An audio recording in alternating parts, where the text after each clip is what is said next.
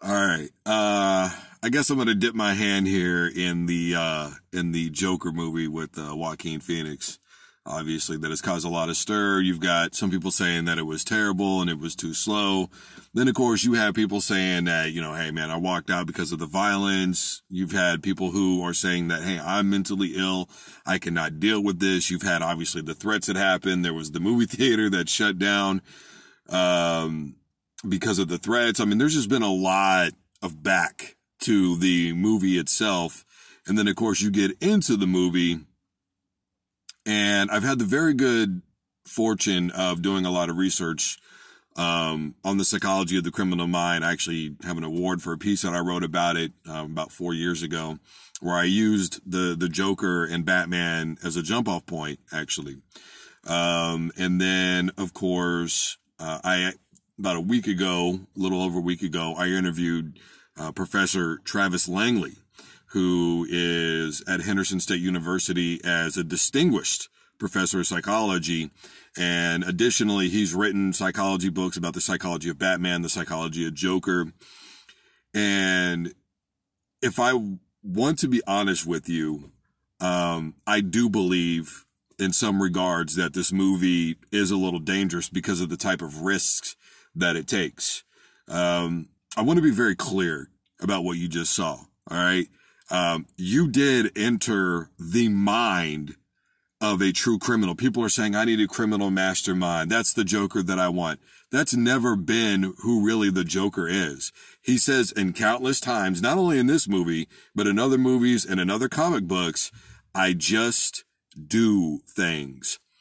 Essentially what we see with somebody who is as insane as the Joker is that they literally entertain you, they woo you with trickery and mind games, and you never really know what's true and what's not, which has been the biggest controversy, obviously, of the movie, right? Because you get midway through it, and then you find out that this relationship that he was having was actually fabricated.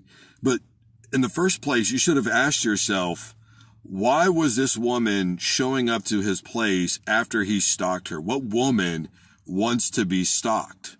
Why would you even begin to believe that was happening when they already showed you earlier fabrications that were in his mind from believing that he was on a talk show? The visuals to somebody who's this mentally ill become real to themselves. You have to understand that this actually becomes their reality. Their vivid imagination creates something that is so authentic to them that they can present it to you as being real.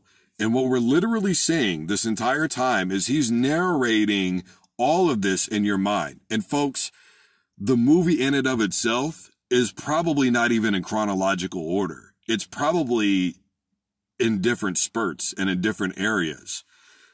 For me, what do I think was real and what was not? Well, you have to really know the comics and the comic book history. Like, for instance, there are people questioning whether or not he was really even on the talk show. Well, in one of the earlier comics of the Joker, he breaks out of Arkham Asylum, finagles his way on television, and actually kills everybody that's in the studio audience. Whereas in this instance in the movie, we see him kill the talk show host. So yes, that probably did happen. That was not a fabrication of things that were in his mind.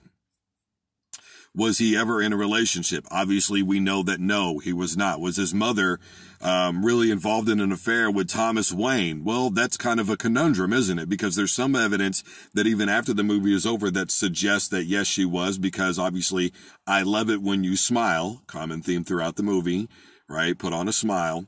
And it's from TW, and TW says, I love it when you smile, and it's a picture of her. Now, was he adopted? Was he not? Do we still not know who he is? But for me, the main thing about this is you have to go back again to some of the earlier comics when he is being psychologically evaluated. And the physician writes this really, really long deal where essentially, I'm paraphrasing dramatically here, but essentially what he's saying is that the Joker holds no remorse. I never know when he's telling me the truth. He has no identity. I have no idea who he is. He's given me all these different stories. I begin to believe him. And then the physician later on goes to talk about how he is beginning to worry about himself mentally because he is now so engulfed and so wrapped up in this individual's life, which is what people like that do. They put you into their lives. And that's why we're all still sitting around a day after, 2 days after seeing this movie and continuously thinking about it. Why can't I get this person out of my head? And that's why that letter was wrote, because people are afraid of the idolization of somebody that we're making a protagonist that is, in essence, a maniac.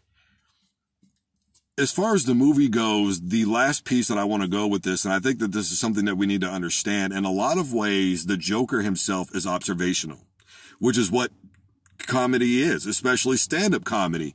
It's observational. It's watching other people's lives, watching my life, contrast the comparison with those lives.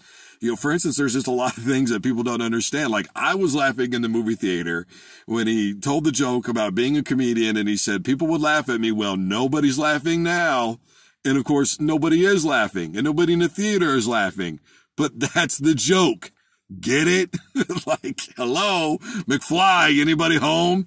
And then, of course, there's the dramatic irony, right? After he brutally murders this individual in his apartment, he's almost celebrating himself in a lot of ways, right? And that's greatly due to one of the things that he talked about in one of the comics that came from the Joker, when he said, I could be, you know, where he was alluding to being free once he puts the makeup on to do whatever he wants. He doesn't have to worry about consequence. So he's essentially celebrating that freedom.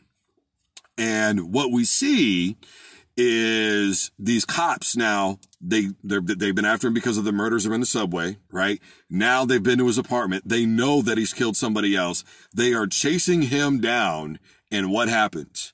He gets away because the cop, through fault or inadvertence, kills another person that is dressed like the Joker with the mask on in the subway. Now he himself becomes a murderer, and as a result is then mobbed, and the Joker watches it and laughs because, well, that's the definition of irony in its sickest form. Remember, the Joker did say that this is exactly how I imagined it in my mind when he was on television. And it almost played out exactly like that when he was fabricating what he was going to be like when he was finally on TV. Something that I think really needs to be understood about the Joker is that he is not somebody to look up to. He is not somebody to idolize. To me, it's awful that some of the observations that he makes are correct about society. He's exposing those, and upon that exposure, he thinks that he's actually doing the right thing. And most mentally ill people will tell you, I'm not crazy. How many times throughout the movies and comics has the Joker been pointed out and somebody goes, you're crazy, and he says, no, I'm not. The entire aspect of the Killing Joke is whether a psychopath murderer is born or made. And according to Professor Langley, there are some people that are born with a genetic code that allows them to be more fearless, but that does not necessarily mean that they are born that way. There are certain select instances where they are. Does a comic or a movie, I believe, cause somebody to go on a murdering rampage? I think it's a catch-22, because I think regardless of what answer I give, I'm damned if I do and I'm damned if I don't. But I don't think that the answer is as simple as a yes or no. I think it is a conundrum. It's not black and white. And the very real reality of it is I don't think that we'll ever know if we can truly correlate fiction with reality. Life imitates art. Art imitates life. You have to kind of decide which side of the spectrum that you want to be on. I will tell you to read comics with people like this and watch these kinds of movies with extreme caution, because remember, if you do become too engulfed in anybody's life, whether fiction or not, and we start seeing things from their point of view, that can be dangerous. As a matter of fact, I think it was even Siskel who said that he was frightened because of the way that they transitioned how murderers were depicted in movies, because he said it used to put you in the mind of the person that was being chased and you felt that fear. Now it puts you in the mind of the person who's doing the chasing, and he always felt that that was a dangerous place psychologically. Regardless, I did think overall it was a very good movie from Joaquin Phoenix. I thought he made an exceptional performance. I think they did a great job, although a little slow, of really building to that moment. As a standalone movie, I think it works. I know a lot of people think it's played out about Thomas or, Bruce Wayne and how Batman, becomes Batman and the death of his parents. But I think it was a necessity to intertwine that in some way or another, just to kind of give it some sort of bringing it around to whole. And they can actually take that small thread of their reality in that universe and maybe apply it to maybe like a DC extended universe or something like that. But even though it was Joe Chill, through comic book lore, who actually killed Batman's parents. So regardless of that, guys, I'm Drew Duncan. Hope you enjoyed this little spiel about the Joker. Obviously, let me know what you think in the comments. And as always, don't you dare touch that dial.